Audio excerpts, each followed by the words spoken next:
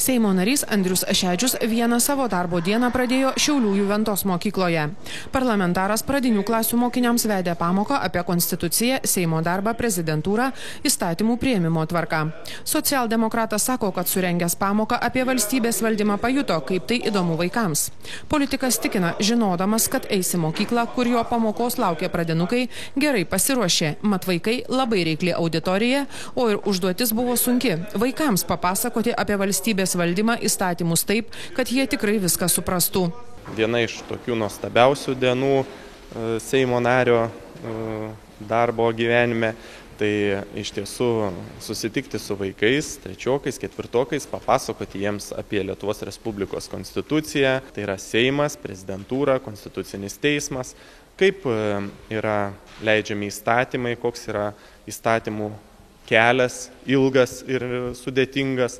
Tai aš manau, kad vaikai suprato, jie domisi, jie daug žino ir tikrai tas yra labai džiugu ir toks jaunų Lietuvos Respublikos piliečių ugdymas yra turbūt pats maloniausias procesas ir pati maloniausia Seimo nario darbo dalis.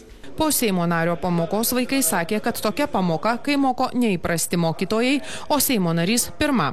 Ir gyrėsi labai daug sužinoję. Kai ten duoda įstatymus, tai dar prezidentė pasižiūri įstatymus ir jeigu ji nesutinka, tai dar paduoda kitiems ir tada dar kartą pergalvoja tuos įstatymus. Aš sužinojau, kas yra konstitucija, kad tai yra įstatymas, kuris saugo žmonių teisės. Dar žinau vaikų teisės, kad vaikai turi teisę eiti į mokyklą, turėti namus, turėti vardą, turėti gydymą, kad jie būtų gydomi ir kad jiem reikia iki 16 metų būtinai eiti į mokyklą. Pravesti pamoką pradinukams Seimo nario paprašė Juventos mokyklos mokytojai.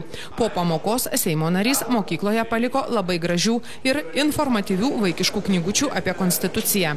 Vaikams suprantama kalba parašytos ir stilingais piešiniais iliustruotos knygelės lieka ir mokykloje ir gali būti naudojamos kaip vadovėliai apie konstituciją.